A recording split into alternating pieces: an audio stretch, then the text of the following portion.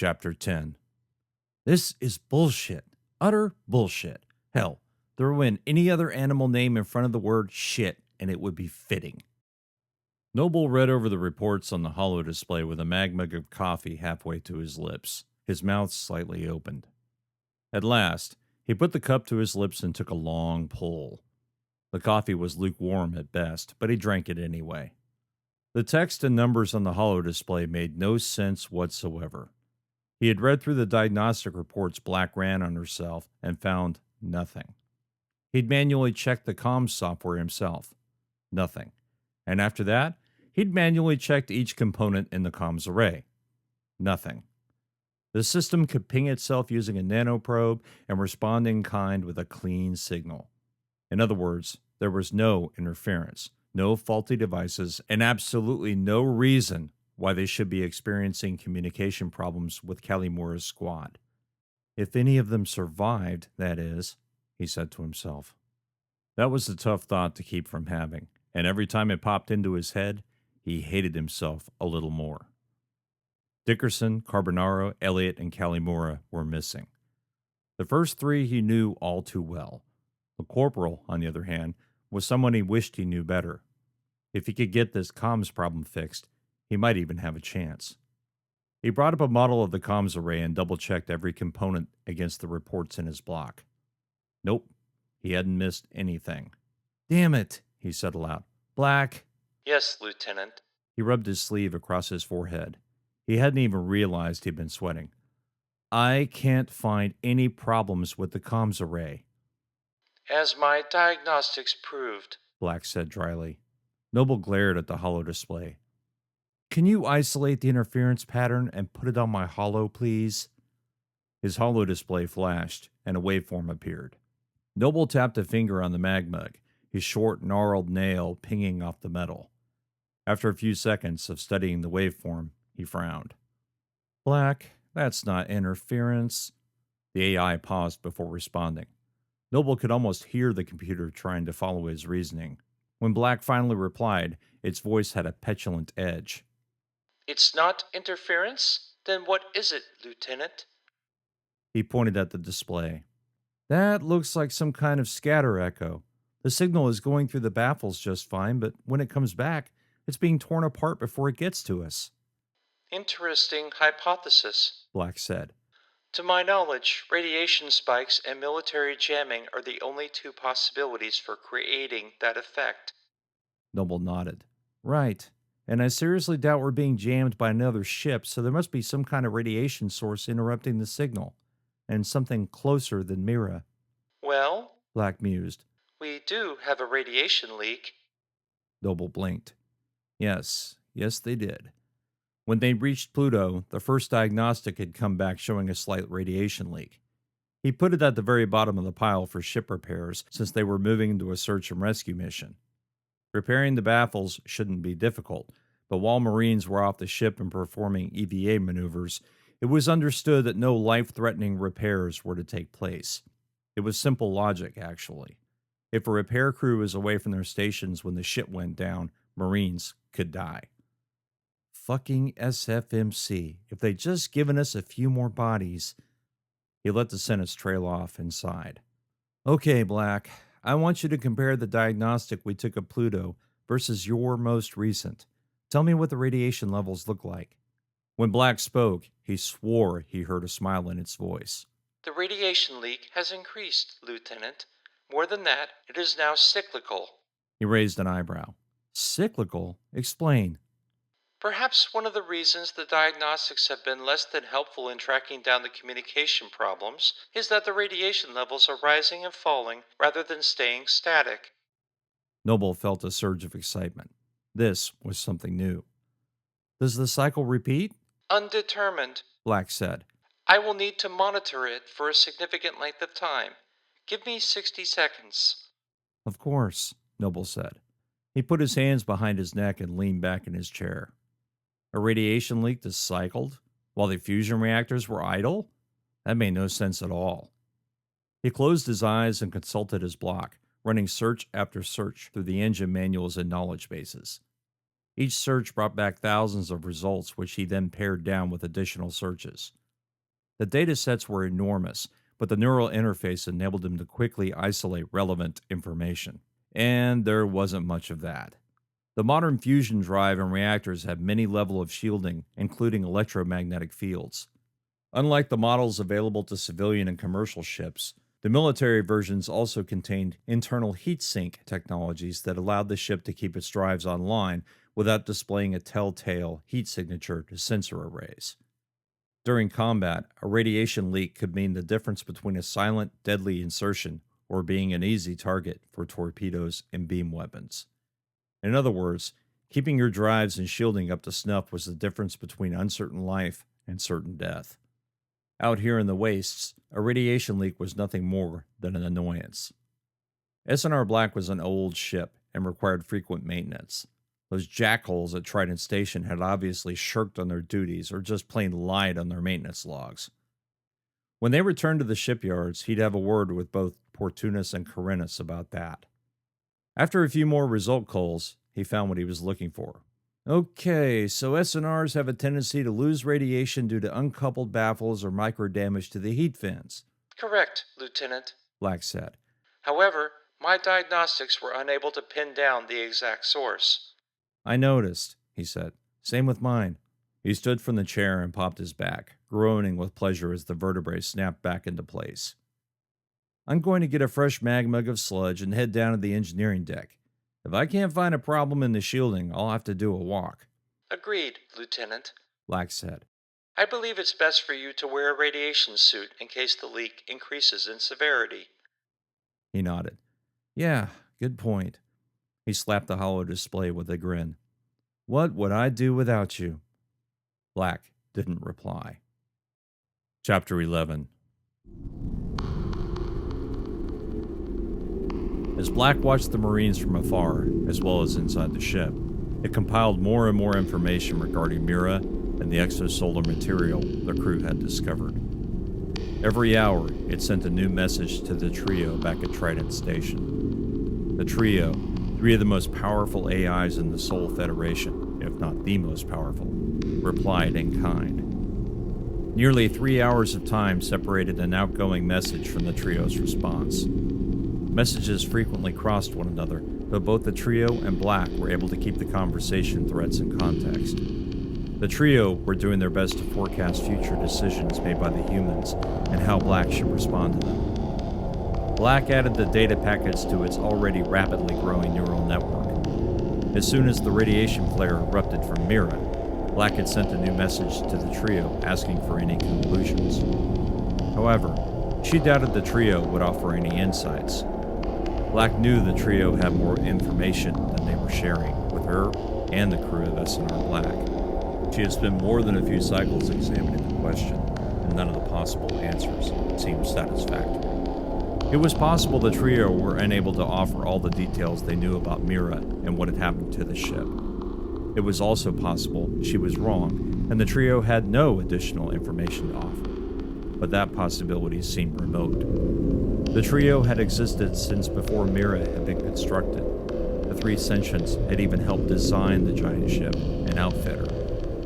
Black was more than a little confused as to why the trio had not given her Mira's full interior, exterior specifications until after Kelly Moore's squad crashed. The moment it happened, one of the many rule sets the trio had loaded decrypted the blueprints. Black had sent them to Kalimura as soon as she had them. Black's mission parameters had changed as well. Regardless of what she told the captain, her first priority after the crew and her own safety was to find information of what had happened to Mira.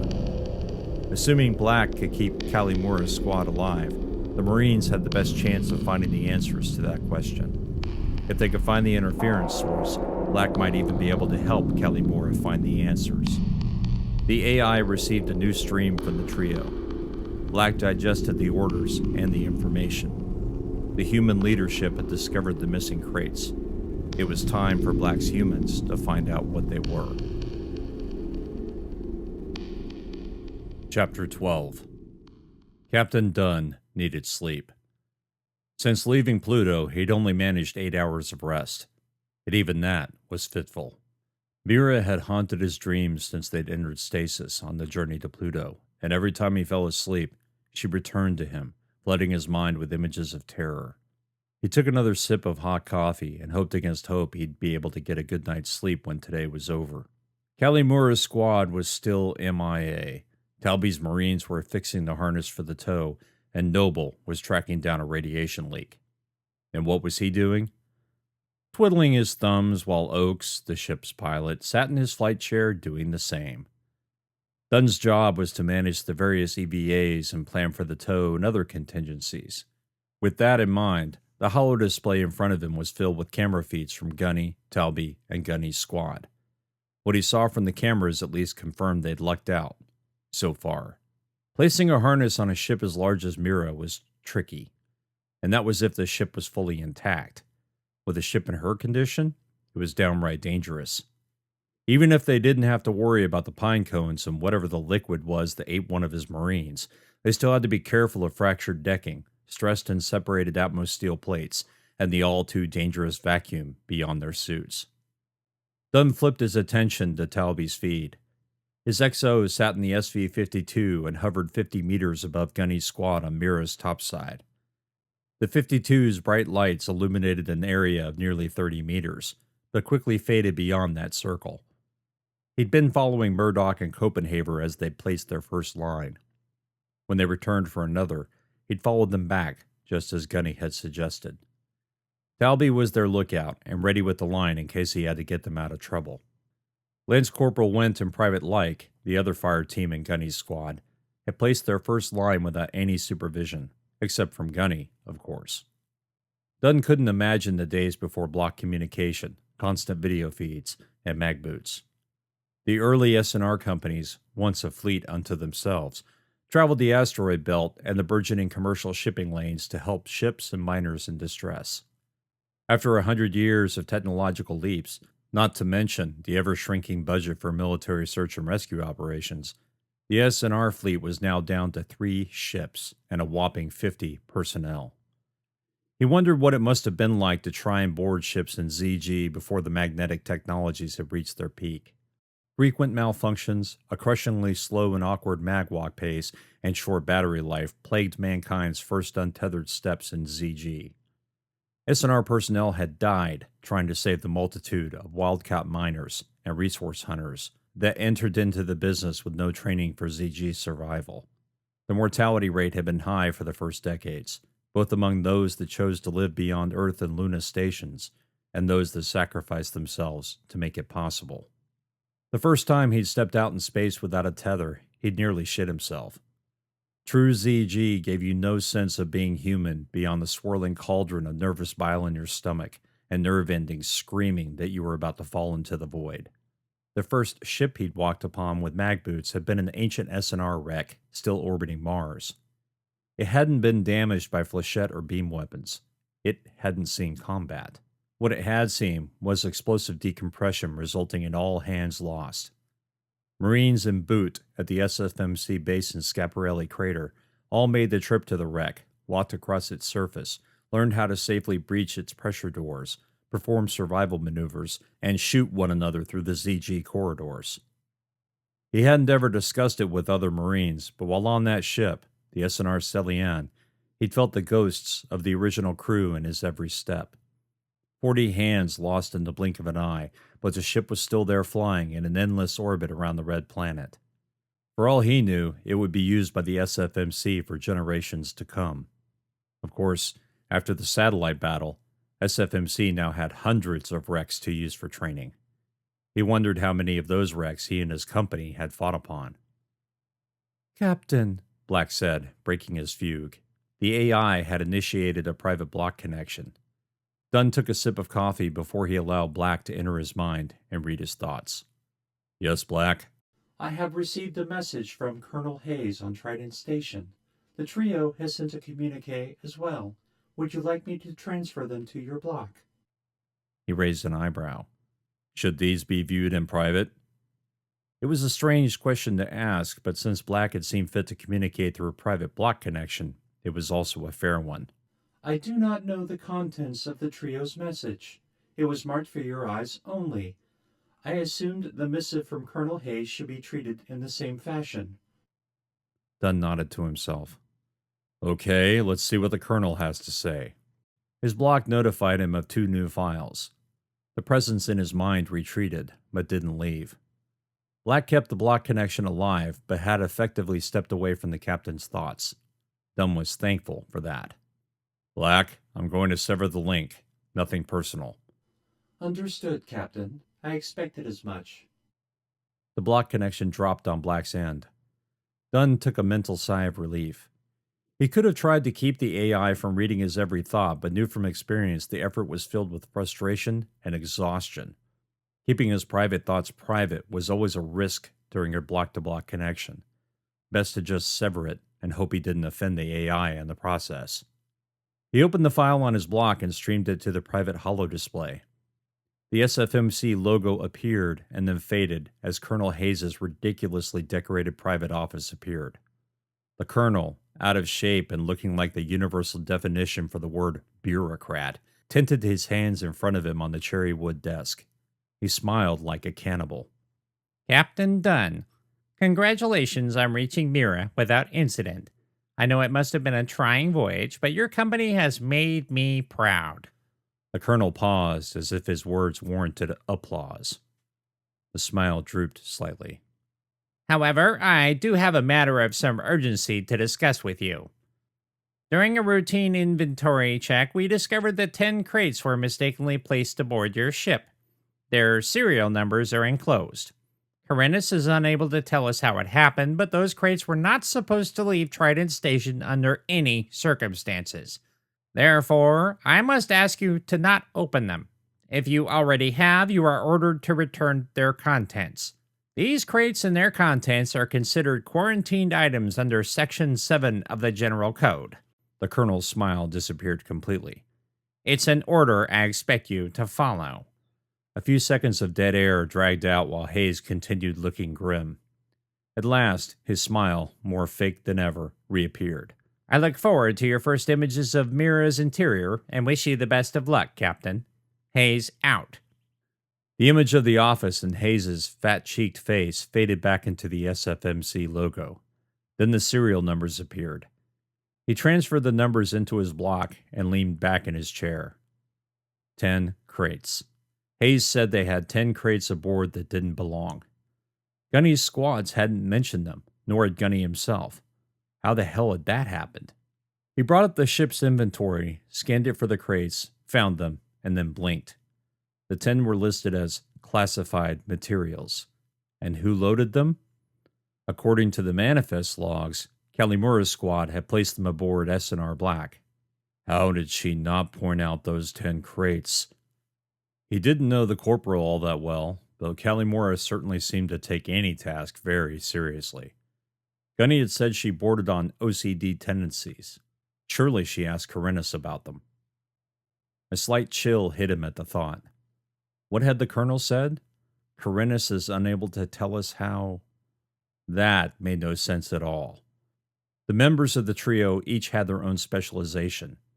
Fortuna's was best suited for tactics and helping the SFMC with mission planning and execution. Janus had supervisory control over both Trident Station and the Neptune shipyards. Corinus' responsibilities involved logistics and quartermaster duties. In other words, Corinus knew everything about anything that entered the station and also kept logs on each and every piece of cargo entering or leaving the supply depots. Malfunction? That was even more worrisome.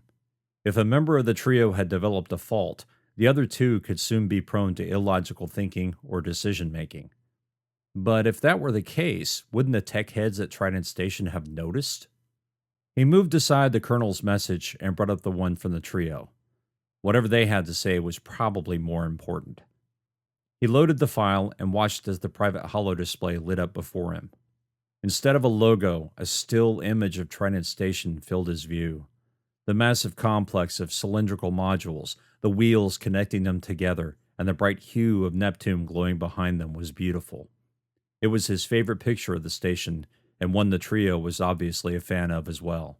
Captain Dunn, Fortuna's voice said. The trio is aware you have 10 crates in your possession that Colonel Hayes believes should not be aboard. We strongly recommend, you disobey his orders and become familiar with their contents. We believe their use will directly affect the success or failure of your mission. If you encounter exosolar material, they will become invaluable resources to keeping your ship safe, as well as the members of your crew. The message ended and cut to black. What the fuck? Dunn said aloud. No longer focused on the internal audio his block had provided, he heard Oakes say, "Sorry, sir." Dunn disconnected from the holo display, and his eyes once again filled with the S&R Black's cockpit. Oakes had turned in his chair to face the captain, his eyebrows raised. "Nothing, Lieutenant. As you were." "Aye, sir." Oakes spun in his chair and went back to monitoring the feeds and flight information. Dunn suddenly wanted an ocean of THC streaming through his bloodstream. It wouldn't help him understand the two messages any better, but it would certainly make him feel less anxious. This was the second time the trio had advised him to disobey a direct order from his commanding officer. Before this mission, he'd never had an AI question a military order, much less suggest insubordination. The first advice had been to blow Mira to pieces and say it couldn't be salvaged. Now, hey, open these top secret crates, although you've been told not to. He'd ignored their first piece of advice, and now he had a squad missing in action and a dead Marine as a result. And although he'd have been court-martialed for not even trying to salvage Mira, he suddenly wondered if the trio had been right all along. Fubar, he thought. Everything is Fubar. He stood from his chair. You have the bridge, Lieutenant. Aye, sir, Oakes said without turning. He headed out of the cockpit and through the first hatch. The cargo bay was a long walk, but it would give him time to think. First, he had to confirm the crates were actually aboard. Once he saw them with his own eyes, he'd figure out what to do next.